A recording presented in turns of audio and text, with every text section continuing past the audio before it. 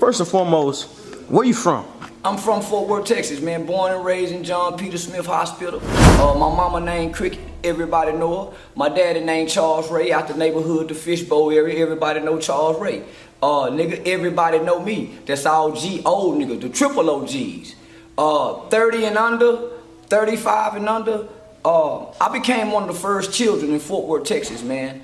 September 18, 1991. I led me and three of my other friends. They was older than me. I led them to Forum 303 Mall, man. Tony Dorsett had a club outside of Forum 303 Mall. We went inside Foot Locker. That's when the starter jackets was popular. Right. We ran in the Foot Locker, man. Grabbed a whole bunch of starter jackets, ran out, and in the process of us running out, y'all was stealing? Yeah, we were stealing. This white guy tried to stop us. Guy by the name of Michael Levy. May God bless his soul. He tried to stop us. I'm in the back seat with the gun, right? He dived on top of the car, started hitting the windshield. Boom, boom. Oh, he was really trying to stop y'all. He was really trying to stop us. This broad daylight, middle of the day, you know, we skipping school. So my partner in the front seat, the glass shattering in his face. Back then, you can just take a car and turn the ignition and take it out. But man, this dude put the car in park from the window, from, you know, reaching in on the inside, put it in park and take the keys out. We kids, they're out us. I'm 14, my nigga in the front 16, my other nigga, DJ, he 15, and Antoine 17. Right. So, man, I say, man, shoot that motherfucker, but I got the gun in the back seat. Man, we gotta get out of here. He take the keys. So when I give my nigga the gun, tell him to shoot it, we get out the car. Foot Locker man over there, everybody in the mall parking lot looking. What the fuck, we kids, homie. I tell my nigga, shoot that nigga, give us back the keys. So I'm controlling everything, man, give us back the keys. He said, if y'all want these keys, y'all wait for the, man, shoot that motherfucker, pow! But he ain't try to kill him. Pow! The way he hold the gun, the trajectory, pow! Boom, hit him right there. We stand over. They in shock. I said, you shot that motherfucker. I make everybody laugh. Come on, nigga, let's go. I was raised to believe that going to prison is what made you a man. Granddaddy went, Uncle Wayne went, mama cousins went. When I spent the night at my homeboy houses, they daddy went. Nigga, when I looked outside the community, niggas is coming home from prison, niggas brothers is coming home from prison, niggas uncles is going to prison, niggas daddy's been in prison. So when they finally come home and you look at the people who having the parties, nigga, the prison parties compared to the high school graduation parties. Nigga, them prison parties be live. Nigga, I want a prison party, is what I said when I was 12 years old, because of the young, impressionable mind. Because the mind, the young mind is so impressionable, nigga. You don't know what you see on TV ain't real. We thought wrestling was real. So, with all that being said, nigga, at this time when we commit this crime, I fall in a generation of children who first began to do time and commit murders in this country. The California niggas in the early 70s and the 80s, they set the tone for juvenile delinquency in this country. They was the first state who really had juvenile delinquents who became murderers and really serial killers, right? So by time 91 came with the induction and the introduction of colors and gangster rap and NWA, nigga, and the fatherless homes. So we got all these imagery, right? Me and mama at work, we watching all the gangster rap, nigga, Boys in the Hood coming out, all this shit coming out. None of us were exposed to positive men. Nigga, I ain't never seen a man get up and go to work. So, as a young boy with that young and impressionable mind, in my culture, in my community, going to prison is what made you a man. Nigga, when Uncle Wayne and them and Uncle Curtis and them came back from prison, they made it sound cool to go, nigga. They came back with the bravado stories. Man, they made that shit sound cool, man. So then, you listening to it at home, when you put your headphones on, boom, boom, boom, boom, boom, you hearing it in your headphones. Nigga, Eazy-E them talked about raping. Pimp C them talked about raping. I'm looking at rape. I'm looking at kidnap. What he say, nigga, when I pull in, I'm gonna pull a kick though and fuck his main honey. That's what he said, didn't it? So, nigga, our culture, we didn't see men that get up and went to work, nigga. One thing I can say about my mama, nigga, I ain't never seen a man come out of her bedroom, but she had boyfriends. So by her protecting me from not seeing these sorry ass men, I don't know what it's like to get up and go to work, nigga. I ain't never seen a man get up and go to work. I thought women worked and the niggas played in the street and fucked hoes and pimped on bitches. So that's what I grew up idolizing, fantasizing, and wanting to become. Being a gangster, like in the movies, being like them killer niggas. So nigga, all that I ever wanted to be, nigga, I strive to be as a young boy. So I had a very violent juvenile record long before I caught that murder, homie. I was very violent as a kid. The guy actually died? Yeah, he actually died. We was charged with capital murder, right? Capital? September 18th, 1991, man, we was charged with capital murder. Did y'all have a public defender? Nah, man, my mama, I come from a very financially stable black woman, nigga. So, nigga, I had a bad motherfucker named Carl Mallory and Louis Stearns. Louis Stearns was a black dude. Carl Mallory, one of the baddest motherfuckers Fort Worth, Texas I'd ever seen. Now, them other niggas had court-appointed attorney because they mamas was poor.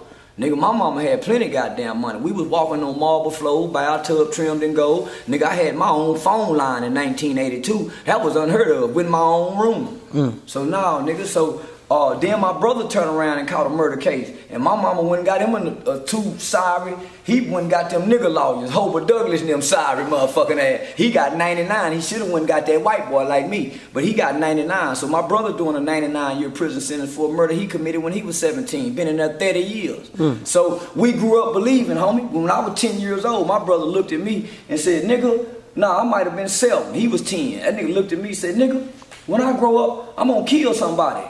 Man, I looked at that nigga and say, what? And I ran downstairs and told mama. That nigga say, mama Kevin say he gonna kill somebody. Well, because mama frustration, boy, bring your ass down here. She whooping. Rather than sitting him down and saying, son, where that come from? So we taught mama how to deal with children. Nigga, my mama went on to become a foster parent, one of the most highly respected foster parents in the state of Texas. So when we committed our crimes, we're the first children in America, homie, that began to commit crimes like capital murder and murder. Society had never saw that before. So back then, it was nothing to shoot somebody and go home the same night and wait to go to court. So back then, 15 and older, you got certified. So if you did a robbery, nigga, back then, they were certifying 15 years old. He was going to the county. So you would stay in Juvi for about 30 days till you had your certification here, then you go into the county. I was 14. They was 15, 16, 17. I was 14. The newspaper described me as the smallest of the bunch, but the brains out of the bunch. So, the one who actually pulled the trigger, he had already been to Gainesville State School, TYC. He got 75 years. Capital murder. He took it to trial. My other partner, DJ, he was a square kid, man, good kid. Really had never done nothing. We used his car to commit the crime. Now I'm a 14-year-old kid, homie. I come up with a plan. I plan the whole crime, right? So afterward, the plan is not to kill nobody. The plan ain't to go there and kill nobody, man. The plan is to go there and get the jackets. But when you put guns in a kid's hand, don't nothing ever go as planned. Because they don't have a full developed mind to plan anything logically, right? So we never could foresee anybody stopping us. So when this happened, boom, man, what? Well, nigga, I'm the brains of the bunch, right? Okay, nigga, this what we gonna do. Plan ain't to go there and kill nobody, man. The plan is to go there and get the jackets. But when you put guns in a kid's hand, don't nothing ever go as planned. Because they don't have a full developed mind to plan anything logically, right? So we never could foresee anybody stopping us. So when this happened, boom, man, what? Well, nigga, I'm the brains of the bunch, right? Okay, nigga, this what we gonna do. We go call and report the car stolen. Well, you go call and report the car stolen, they're gonna make the police come right to you, nigga. So I said, we go call and report the car stolen. We was beefing with some niggas out of Dalworth at that time, right? So I Grand Prairie? Yeah. We were getting into it with these guys out of Grand Prairie. I ain't gonna say their name. So, for me to be 14 years old, man, to be able to think of this, right? Right. So call and report your car stolen. Give the description of these niggas we getting into it with, right? Give him such and such name, cause he fit my body size. Give him such and such name, cause he fit such and such size. So I gave them names to fit all of our sizes so it'll fit the description of whomever they may have seen it, right?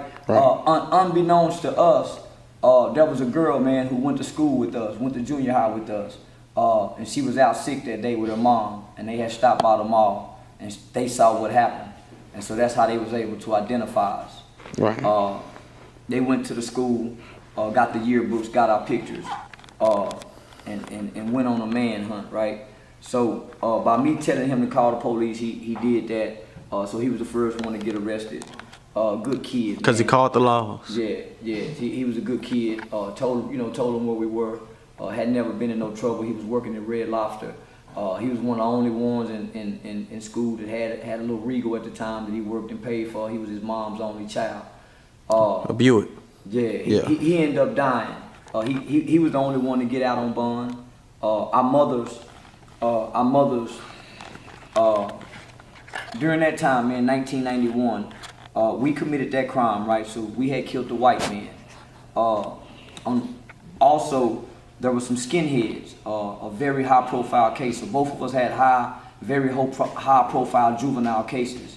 There was 3 skinheads that had killed this black man who had just gotten off of work and was sitting on his truck. So it was a very, very high-profile case. So it was our case, their case. It was another case where 2 white kids was standing up over a bridge. They was dropping boulders over a bridge. They killed somebody. Another one was 2 juvenile, 2 teenage Latin kings.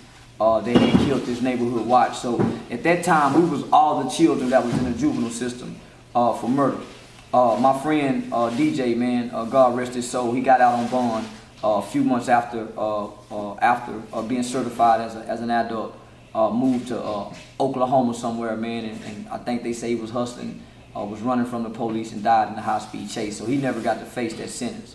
So the actual shooter was 16. He was sentenced to 75 years. The 17-year-old, who was the oldest, he got 99 years just because he was the oldest. Came back on appeal and got 25 years. No, that's good news. Yeah. This is what I learned from that. The world is going to treat you according to who your mom and dad is. They parents was the ghetto parents who come out the projects looking that look, right? So when the judge and the courts and the DAs look out there, they don't have a lot of mercy on our black brothers that come out of those conditions. When they look out there at my mother, they see I had been a troubled kid, but my mom worked at General Motors. She never condoned the wrong. She never cussed out the people. She was always the Coretta Scott King, upstanding woman. So the courts would have favor, a little bit more mercy on those type of children. So I learned that. I learned that as an early age, as a black boy, man, getting in trouble. I've been getting in trouble with the law ever since 1989, up until now, and I'm 42. So I saw that early, man. So they got tried as adults. So I was sent off into the Texas Youth Commission, which is a state school called Giddings State Home and School. It housed Texas' most violent juvenile offenders at that time: capital murder, attempted capital murder, attempted murder, aggravated sexual assault, child molestation, arson, and kidnapping. So those were the only crimes that was placed in that institution. It housed about 300 to 400 children, all boys, and probably 16 girls. So it was a co-ed facility. It was out in Giddings, Texas. But I was in there gang banging, nigga. When I got there, my mama took us out the hood, nigga, when she was early, and took us to the suburb, upper middle class living. So I saw colors on TV. When I used to go down to Ain't Beating House to the south side and go to Stop 6, I used to see that shit from a distance. But nigga, when I got in that juvenile system, and started seeing Lil Rank and Seth Said, nigga, and Darryl Dixon and Dwight Evans, started seeing them niggas, man. Shit, the niggas who started, Lil Robert and them, started seeing them, they was a little older. So nigga, I got to see it up close and personal. So when I went down there with all them child killers, and I saw that gang banging shit, nigga, it was everything I was looking for, a nigga coming from a single parent home with just mama and not seeing no man. I wanted to be accepted. Nigga, I've been prepared for this, Uncle Wayne them, nigga, and I dove in head first, nigga, and worked my way up the ranks and became the leader in that motherfucker. Can call 50 niggas right now and they'll tell you, say, yeah, that nigga for real. Nigga, I was 6'0", nigga, I wrote mama a letter, nigga. They called me C-Nut. Nigga, I'm blue back home, the little pimp nigga. And now I transformed to C-Nut. I told mama, fuck Jesus, fuck God. I got the Crip God, nigga. Man, I went Crip crazy. Now I got an identity, nigga. I ain't never had no identity. Plus I got one eye, so I got to act a goddamn fool. Nigga. You got one eye? Yeah, I got a glass eye. Oh shit, I wasn't ready for that. Yeah, I got a glass eye, man. So listen, so listen, nigga. See, I'm real, homie, and I lost that playing with a slingshot. So I'm a little nigga with one eye. I got to get in there and fight, nigga. I got to fight with one eye, and I ain't know I really was at a disadvantage. But nigga, I'm gonna fight with the. I had to get grown to realize, goddamn, nigga hit you in that one eye, you out of there. But I never had that thought as a kid. So this what separated me from them niggas, right? So I went into a facility where niggas had killed their mamas and their daddies. Niggas had raped 6-month-old men. These niggas were crazy, man. There was some violent niggas in there. Well, before you get this, so you get in there, you start cripping. Nigga, not off the bat. I got to check it out. See, before I get there, I'm in my cell, nigga, practicing, nigga, all kind of shit before I get to the institution. You know, practicing the walk I'm gonna get, you know, yeah, nigga, you know, I'm practicing that because I done saw Uncle Wayne in them, nigga. Shit, I done saw Uncle Wayne in them, nigga. I done seen niggas who done. So I used to ask the hey, well, what you doing? I used to ask, because in my mind, that's where I want to go. I just didn't want to be gone that long, mama. When them white folks said I had to be gone 4 years, man, I looked at mama and said, Mama, I might can do a year or two, mama, but I can't do no 4 years. Mama looked at me and said, son, if them white folk give it to you, baby, you gotta do it. What you gonna do, kill yourself? I couldn't process 4 years at 14 years old. Man, I gotta wait till I'm 18, mama. Man, I couldn't process that, nigga. Man, I went back and cried like a motherfucker, nigga. Man, that's when they were talking about 40 years. Man, when them white folks said 40 years, my mama fainted. Oh, so they gave you 40? They gave you 4. That's right. What a kid can get in Texas. Right. If you commit a murder in Texas at 12, 13, nigga, you can get 40 years. Right. If you committed at 14 now because of me, nigga, and some more other kid, you can go to prison now at 14. They changed the laws because of us, my nigga. So now I work to change the laws back. So mama say, son, you got to do it. But I remember the day we committed the murder, the next day you have your whole hearing, right? So the next morning, you have a whole hearing. So every 10 days as a juvenile, they just can't keep you. What most people don't understand, when a kid commits murder, he don't go to criminal court. He goes to family court. All juvenile court is family court. Juveniles are under different laws. Juveniles are adjudicated. Adults are convicted, right? So there's a difference between convicted and adjudicated. So I remember going to court the next morning in the whole hearing. You know, I'm the leader, right? I'm playing tough and bad. Nigga, DJ crying, mother nigga crying, DJ mama crying. My mama ain't sure made it in yet. I'm laughing. I'm talking about, man, look at that bitch ass nigga. Nigga crying like a motherfucker. Man, look at that bitch ass nigga. Boy, when my mama came in and I saw that pain on my mama's face that I ain't never seen before. See, I couldn't understand the trouble that I had been in at that time. See, I was out on probation for shooting at some white folks for calling me a nigga. See, before I got exposed to the gangbanging shit, homie, I was into hurting white people. Everything I did crimes toward white people. So the gangbanging transformed my revolutionary mind to black on black. Yeah, man, so I'm in the juvenile system. Probably catching this murder case, man. Like I said, I had a long violent juvenile arrest record, and back in them days, they slapped you on the wrist. But this is what I enjoyed about going to juvenile detention center. They had men like Big Al, Tony, Ted, Mr. Brown. Those was positive men that I had never seen before. And they could tell, man, you're a good kid, man. You got potential to be somebody. So that's the first time I started hearing words like, you got potential. That's the first time people say, man, boy, your mama doing this, and boy, don't be doing, your mama got a good mom. Every time, man, a lot of kids, so they start showing me the difference between where I come from and what other kids came from, right? A lot of kids used to have to stay because their mama and them wouldn't come get them. So the first time my mom said, nah, I ain't coming to get him, man, that fucked me up. Man, I got to stay the whole 10 days. So I was always used to mama coming to get me out of trouble. So when we committed that murder, man, mama can't get us out of this. So when we was in court, man, I'm telling niggas, say, nigga, bitch ass nigga, he crying. But man, when my mom came in and I saw that pain, she had never had a look like that before. So as a kid, I don't know the extent of 14-year-old, a 16-year-old homie, even a 17. He don't know the extent of the consequences of his actions because his brain is not fully developed, right? Right. All the science, medical data, all that says that the human brain does not develop to at or around age 25. So that's why your insurance rates don't go down until after 25.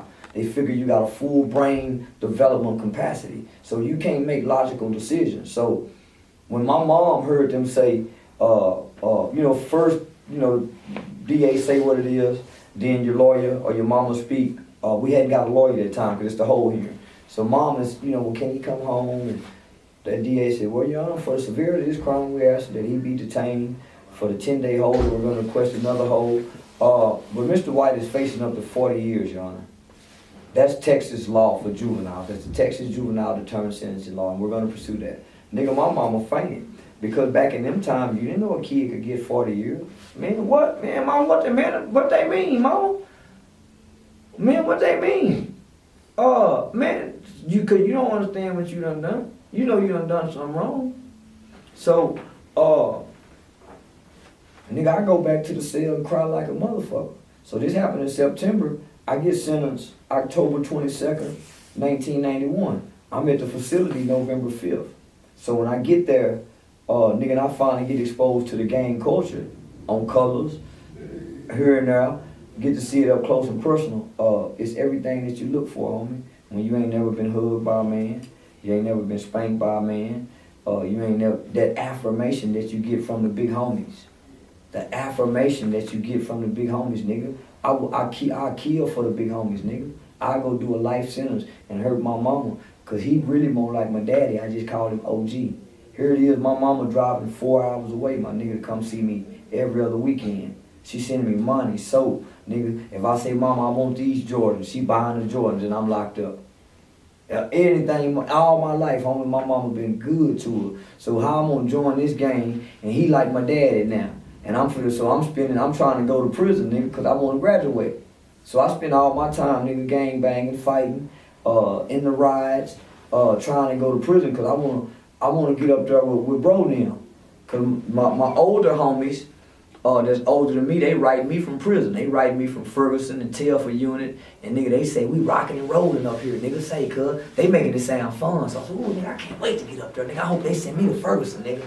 So that's my, ooh, they making that shit sound fun, nigga. My nigga Pimp Skinny talking about how he knocking niggas out. Ooh, we making that, ooh, we that shit fun, nigga. The camaraderie. So, out of curiosity, because we getting into some things, but just for like the clarification, so you join it in the prison. Yeah. You can join a gang, like, so what's your take on like, because the gang started in the streets. Most niggas joined in Juvi, homie. Most gang banging niggas joined in Juvi. We was kids, so who could get off the porch? Very few. Only nigga who could really gang bang was the dope fiend babies. Mom then was on crack. The niggas who had good mom, they had to sneak and gang bang. So most niggas got exposed to it. Most suburban kids got exposed to it at their cousin's house. They really didn't get jumped in. Most niggas that's hardcore, down off in the hood with it, nigga, they joined in Juvi. When they got sent to a Juvi prison. Most niggas ain't gonna tell you that, homie. Most niggas joined in Juvi Hall. Even in California. Most niggas, because that's the credence of gang banging, homie, is the juvenile delinquents. If you ain't got no juvie record, you ain't no real gang banger back then, homie. You got to have a juvie record. Yeah. Because that's the credence of the G niggas. Everybody got juvenile delinquent records. You go to juvie, and nigga, you become a career criminal, and then everybody meet back up in prison. We all grew up together as state babies in the juvie, so no, nigga, you ain't. But you gotta have somebody to, like, as you said, certify. Somebody gotta certify you like an older nigga, right? Y'all all kids, so who you think put you down in the juvie system? You gonna get jumped in, nigga. When niggas go to prison, most niggas ain't bloods, they ain't hardcore bloods before they go to prison. They go to prison, then become hardcore bloods. Nigga, anybody can put you down in the game, like they do now. Lil Wayne didn't get jumped in. It's just like that now. Most niggas, if you ask most gangbangers today, who your OG, did you get courted in? When, what day, where you get put down at? They can't tell you. Nigga, I got jumped in, nigga, over there in that corner, nigga. In the rec room, at the gym, nigga. While niggas over there standing up, nigga watching the nigga. Nigga, swing, pop, pop. Nigga raising you up, all nigga. Alright, that's enough. And y'all hug and hit them seeds, shit, nigga. And it feel good to have that pain, nigga, to be a part of this. Man, all my life I couldn't play football, I couldn't play basketball, but nigga, I'm gonna excel at this. They call me C-nut, nigga, cause I'm like a nut. So shit, nigga, I excelled at it, nigga. This is heaven. But man, you can join the gang anywhere. Why you think the gang come from? And niggas is everybody Bloods and Crips, everybody gang members. Where you get jumped in at, nigga? What day you got put down, nigga? Yeah. So most niggas get initiated into the gang in the juvenile system. And the niggas who got initiated out into the streets, when they went into the juvenile system, they put niggas down. So you got some niggas that come down off in the streets, come out the streets and come in. And they put niggas down. But the average kid, homie, if he didn't have no juvenile delinquency, he didn't go through juvie, all the real G niggas I know, nigga, we was all meeting up through juvenile. That's facts, though. Yeah. That's crazy. It's crazy. And I remember, cause all the bad kids, I remember when I was in school, they would be gone. Like, you just wouldn't see them. Yeah. Whole time they in TYC, ALC, Alternative Learning Center, boot camp. They somewhere there. And if you ever get a chance to go, you gonna see them. And it's gonna be like a reunion in a sense. And all y'all some bad motherfuckers. So all y'all really in some shit. And yeah, later on in life, y'all, you know what I'm saying, type shit. This what happened back then. And this is from your hood to my hood. So back then, homie, you didn't just go to juvie for 6 months. Nigga, you had to do good to get out of there. So you could go in there at 12, and nigga, they keeping you till you 21. Like Jerry Hayes and Marcus Wright. So niggas become institutionalized, homie. Niggas start jumping on staff members, getting transferred to prison. Niggas start raping the typewriter teacher, Miss Simpson. Niggas start tying up the priest, escape. Niggas start going to prison from juvie. Nigga coming in there on a misdemeanor, nigga. Hitting the staff in the head with a weight and getting 15 years. So we what they call state babies. And nigga, my name rang that loud in there, nigga. I ain't bull, and I was a little nigga. But when you're young, size really don't matter, heart do. See, when you're a brave little kid, the big guy's scary. You can always, so it's the heart, right? So this what propelled me as a leader.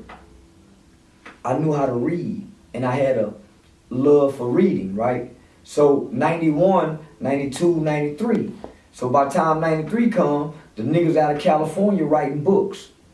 Monster Cody, them niggas writing books. My mama always sending me books.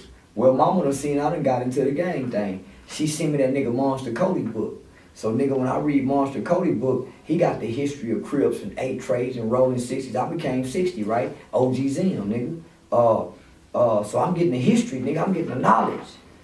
They had gangster disciples in there. There was a nigga named Greg Henry out of Houston. Nigga, one of the most powerful GD niggas in this state. Nigga, he was powerful and quiet back then. I'm loud and boisterous. The difference between the gangster disciples and the Crips, nigga, we just misguided and undecided, looking for direction at the intersection. Larry Hoover gave them some literature. They had knowledge to study. Them niggas had knowledge to study. Us stupid ass Crips and Bloods. Domino, motherfucker, yeah, bitch ass nigga. Y'all set, yeah, we ain't got no knowledge to share. So, when I get on restriction, I'm reading the books. I ain't playing dominoes.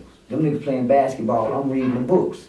I'm reading Danielle Steele love novels and shit like that, nigga. So, that's what propelled me a leader, right? Amongst my friends, I knew things they didn't know.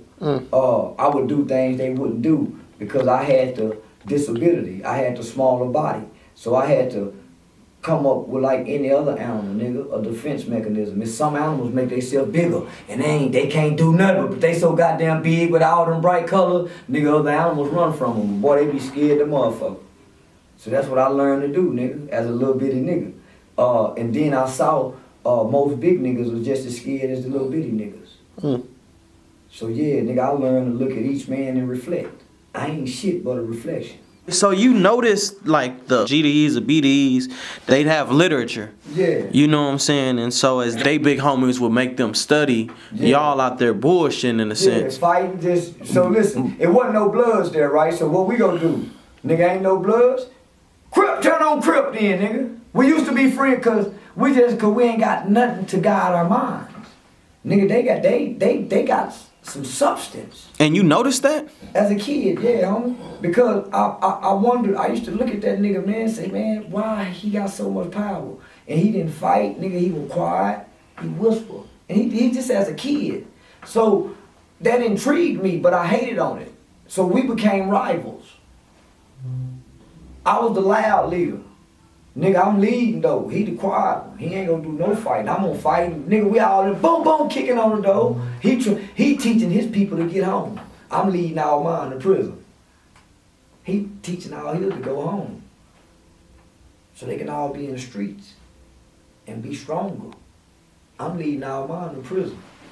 Could have went home. He teaching all his to go home. So they can all be in the streets and be stronger. I'm leading all mine to prison. Could have went home. When mine get to prison, nigga, we come to find out, nigga, what we thought we knew. If you had a 20-year sentence and you done 5 years, we thought we was going and we gonna come right up on the road. Cause back then you did 1/4 of your time. Because we was children who committed murders, when they went to prison, they done longer sentences than the adults who committed murders. The criminal justice system says the younger you are when you start committing signs, that is a clear sign that you're going to become a career criminal. So the objective of the criminal justice system and the court system is to lock you up during what they call your prime years. It used to be age 15 to 25. During our time, they dropped it 12 to 40. Now it's 10 to life. So now if a 10-year-old do something, they're going to try to put him away forever. So niggas who had done 5 years, went back to court at 18, they was transferred into the adult prison system. With a 20-year sentence, they went and did 15 more years. Niggas who had 40 years, they did 4 years in the juvenile system, went on to do 22 more years. Niggas who had 30 years, did 5 years, went on to do 28 years. So we say, man, but I was fortunate not to do that. I had 12 years. I did a 4 on a 12. When I went back to court for my transfer hearing, I got to look at some white people who we had killed their family member. And they looked at me and said, man, we forgive that kid. As a matter of fact, we forgive all of you guys. How'd that make you feel? I couldn't understand it. I just know at 18 years old, I just know if they would have released me at that time, I would have got out and committed another murder. Because of the cripping? Yeah, I couldn't wait to gangbang. I had been processing and programming and fantasizing and idolizing nigga by coming back to Fort Worth, nigga, killing Bloods and killing Hoover niggas and putting in work, nigga. I'm talking about, nigga, I've been around other young killers. We've been playing in my niggas coming out of Houston. Now just think, we really a little mini mafia, nigga. Niggas from all over the state of Texas. And we all breeding in this breeding ground, nigga. And we got an army. We had an army, nigga, and we like the movie The Mexican Mafia. When they was in Juvi and then all of them went to the prison system, that's how the Mexican Mafia started. It really started in the juvenile system. Tookie and all of them started in the juvenile system. Raymond Washington was the only one who went to prison. And when he went to prison, they tried to kill him. Tookie and them all formed in the juvenile system. So it became a breeding ground. So by the time they went to prison, that's how the Crips was able to take over the prison system. Because they all was in Juvi. Nigga, Juvi, you get your training. Nigga, by the time you get to 18, nigga, you big like the grown men, nigga. And when you been in there fighting, shit, nigga. So every nigga I know who went from Juvi to prison, nigga, they ran the prisons, nigga. After when they finally became big dog, nigga, they real big dog. It's 50 of us, homie. All committed murders when we were children. Houston, San Antonio, Dallas, all over Texas, homie. We were the first generation of children. And my name stand at the front of the pack with every nigga around and from the state of Texas that committed a murder as a kid. It ain't that I was the baddest. It's the brain that I had, nigga, and the spirit and the heart that I walked with. And I always had more knowledge than the average young mind. So it separated me, right? So white people would say, man, you got more, man, why you doing this? You got a little bit more potential. So it's your teachers, it's the adults who see things in you that's supposed to identify those traits and characteristics and pull them out of you and nurture you so they can grow and evolve, right? So they would tell me the potential that I had. So when you asked me that question, how did I feel? I was sitting there looking at them white folks, thinking about what Uncle Wayne and them said, thinking about what Muddy and Grandmama and them said, because they don't like white folks. They say you can't trust them motherfuckers. They ain't no good, they ain't this. I'm thinking about all this shit that I've been told as a black kid and saying to myself, say, man, why them white people forgiving me? Why they forgiving me? And so you done been taught not to trust white people. Now here it is, we done killed this white man, nigga, laughed at it, we laughed, going to trial, didn't show no remorse. Now here it is, 4 years later, man, these people standing here and wrote a letter, man, with all this love and compassion for a nigga. And we done killed their family member. So as a kid, you can't process that shit because you done been taught to hate these motherfuckers. Right? So then on top of that, you got 2 white women who done come back to testify on your behalf just to tell the judge, hey, Your Honor, man, this kid, I know what he looks like on paper, Your Honor. Man, I know he's been all these fights, he's a gang leader. He says he's a Crip for life. I understand. Your Honor, this kid got potential to be somebody. Well, why do you say that, Mrs. Spartan? Well, based on his negative leadership. Now, if he can lead all these guys to do that, he can be such a, I think if we had more time to work with him, I think we can make a difference in his life. So then Mr. Mathis get up there, he a black man. Then Mr. Nelson, and I hated Mr. Nelson. I said, man, why that bitch ass nigga, man, why he putting their jobs on the line for me? So then Mama get up there. Mama get up there, and the judge asked Mama, well, Miss White, are you asking for your son to be released today? So I said, ooh, I'm finna go home. Ooh, nigga, I'm finna put in work. And nigga, Mama say no. What? Mama say no. I know that hurt. Man, I think he need to go back. I think he need to go back and what those people that work with him, they've been working with him every day. They know him. They know my child probably better than I know my child now. So I think he should go back.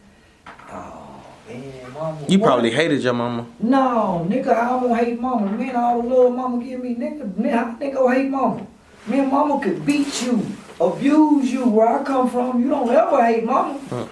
Nigga, you hate Daddy you hate anybody but Mama. Shit, nigga, you'll hate yourself, but Mama, where we come from, nigga, you don't ever. You might go in the room and do this to Mama after she whoop you, boy, but you don't, no. So when Mama said that, man, Mama ain't never done nothing wrong. Man, Mama is a just woman. So it's a reason why Mama say no. But nigga, I know in my head, nigga, I'm finna get out and put in work.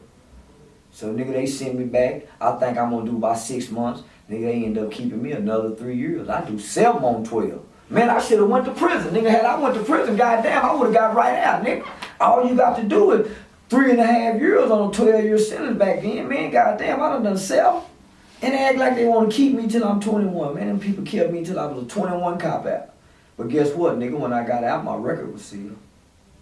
But then when I went back for those 3 years, man, I'm finna tell you what happened. Whatever God Mama had been praying to, my nigga, whatever God I was pretending like I believed in, something changed on me on the inside. Man, why them white people talking about they forgive me? And I couldn't describe what happened. I just knew when I went back to that facility, my nigga, I couldn't go back to tripping, nigga, doing that, because these people done put their job on the line for me. So shit, nigga, I'm on front and work the program. And nigga, I started front and working the program and realizing the program that they had for us, nigga, was really gang. They was calling it something else, but I didn't know it. So I just started fronting and working the program and started getting privileges. Man, then they started taking me off campus to speak at Texas A&M, and started taking me off campus to speak at the University of Texas. They would take me, this white dude named Jeremy Goss, and this Mexican dude named George Barrera. George Barrera was this Mexican dude. They had killed this white dude. They had a gang-related shootout in Irving Mall, and they had killed this father who laid over his daughter to protect him. They were having a gang shootout in Irving Mall, so George was in there with me. They used to take me, George, and Jeremy Goss out. So nigga, for my last 1.5, 2 years locked up as a kid for murder, nigga, I spoke at some of the most prestigious colleges. So they was grooming me for what I eventually grew up to become, right? But I didn't know I was gonna become that. When I got out at 21, homie, I got because we were state babies, we're considered state babies. So this is the benefit of a kid getting locked up in the juvenile system and staying there until he's grown. When he get out, he's considered a ward of the state. The Texas Juvenile Justice Department got scholarship money that will pay for your education all the way up to a PhD for free. Do you hear what I'm saying, homie? Mm-hmm. Pay to a PhD up for free. All you got to do is remember the date she was locked up, and go get your paperwork. And that's for anybody in who, the state of Texas. if you were ever in, If you was ever in the TYC, it's retroactive. If any time in your life you was ever in TYC, but they gotta be up to TYC. it ain't gotta be up. What about like juvenile detention center, like you was regular? You ain't a ward. You ain't did no time. See, juvenile detention, your mom, you still go home to your mama. Right. When you go to juvenile state, you a ward of the state, like a foster kid. Mm. That's why when you go to college, they give you more money when you go to college. On your FAFSA application, it asks you if you have, are you a ward of the state, don't it? Yeah, it do. It's the reason why they ask that. I'm gonna give you a little bit more money when you're a state baby. I'm a state baby, nigga. So I went and exercised my right for that education. So I ended up becoming a pre-law student, but we gonna get to that, right? So I do the whole 7 years. I'm do the 7 on the 12. Come home in 1998. When I get out in 1998, I go to a halfway house in San Antonio called the Avery's house. I get down there, man, get my first little piece of pussy. But I didn't get no real pussy. We was hunching and screwing. And so I missed the bus. And by me missing the bus, man, I was doing good, man, everything right. I panicked. You know, there go that undeveloped brain again. I missed the bus. And a part of me was like, man, I really want to spend the night, man, try to go and get this pussy, man. You know, we've been hunching and screwing, pretty little old Mexican girl. So I called Mama. Me and Mama, I done missed the bus. Mama, I think they gonna lock me back up. Mama, I ain't going back. Mama, son, just go back. Call Mr. Mama, ain't gonna lock me up. Mama, and hang up. Man, I feel gonna get this pussy.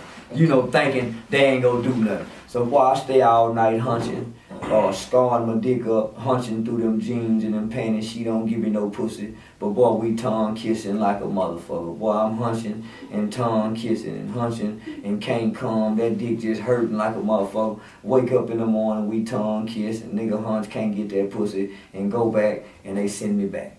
Oh boy, I cried like a motherfucker on the inside. Damn. Oh, I cried. They sent me back. I think I went back to a look like boot camp down in Brownwood, a sanction unit for 120 days. Then they sent me back to the halfway house. I stayed 45 more days and they flew me home. So I got locked up September 18, 1991, came home like September 4th, 1998. Nigga, when I came home in 98, I like to give this analogy, right? You get locked up at 14, you come home at 21. What's in between this and this? Puberty. Nothing. Exactly. It's a progression. Puberty. That's growing, right, boy? You the first nigga ever said that. Puberty. Nigga, how you gonna skip puberty? How you gonna skip school dances? How you gonna skip high school and the prom? Learning how to talk to girls, socializing. How you gonna skip all that? And then come out here grown. At 21, little girls, some girls got babies, got their own apartments. Niggas selling dope, got their own apartment. And they been out here, right? So when I got out in 1998, homie, mentally, I was still like a 14-year-old because I didn't have the natural progressions of what you need, man, in order to grow in life. My identity was tied to the gang in there. I ain't got no identity. I got identity out here for just being a little thug, nigga, back then, but everybody done grew up now. In 98, gang banging doing this. Tupac had just died, Biggie had just died. There's a void in the culture. Then boom, Master P comes. So when I come home, body, your body, you know, we get introduced to the No Limit thing. Then nigga, all of a sudden, nigga, Master P dropped Ghetto Dope. So I'm leading you up to why I feel, so why I speak on rappers, homie. As a kid, I told you about how the rap influenced, right? So now I'm coming home. 1998, nigga, I'm stepping out. Y'all been out here, nigga. So y'all on the inside of this. Right. I come in and I'm looking from the outside, but I'm on the inside because I ain't been out here with y'all. So I'm seeing how if you ain't got no money, if you ain't got no car with no datings, if nigga, you really can't get no girl. I'm seeing how, you know, the niggas with the money, how it ain't about being cute no more in conversation.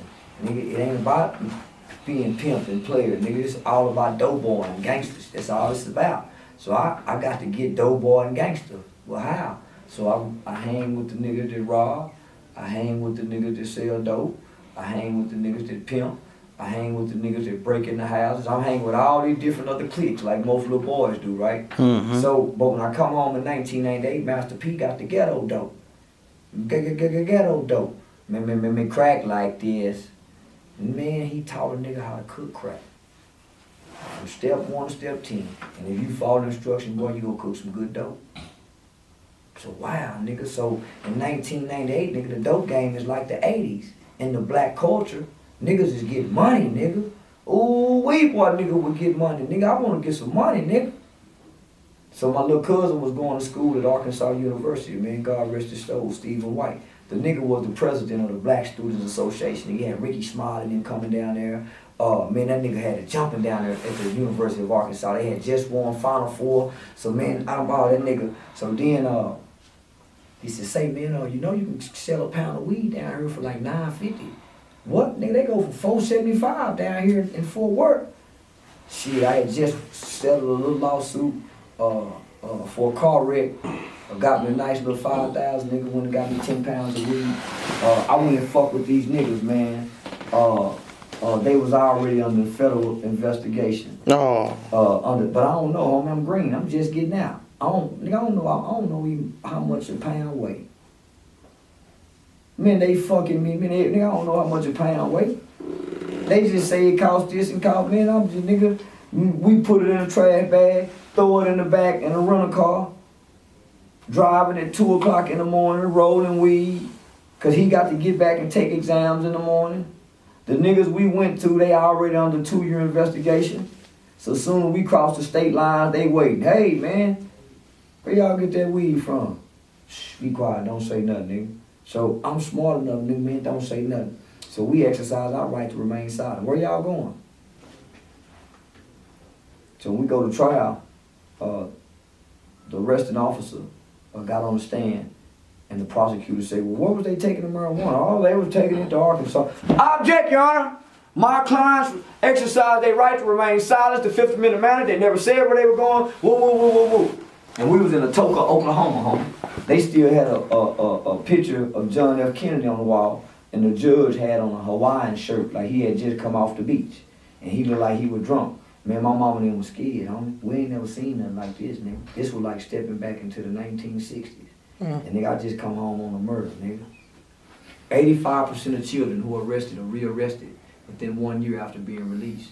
9 months after I got released, homie, I got caught with 10 pounds of weed and 2 firearms. Never before have I drove a car. And this day I decided to drive a car as a grown man, nigga. We get stopped and I'm the driver. Guess who got to take all that shit? My cousin, man. This nigga about to be a lawyer, nigga. In the BSA, I gotta take this. The little nigga in the back, he working with the Fed. We think he's 16. Nigga, I gotta take this for little kinfolk. But man, when me and little kinfolk, when me and mama go get the lawyer, man, kinfolk and his mama, they already in there with the lawyer playing the good cousin, bad cousin role. Man, well, you know, I'm in college and and my cousin just come home for murder. He come down here, so, man, they make me look bad in the motherfucker. White boy lawyer throw me to the say, man, they got a prison boot camp for you, man. My mom, man, prison boot camp. Nigga, I just done 7 years.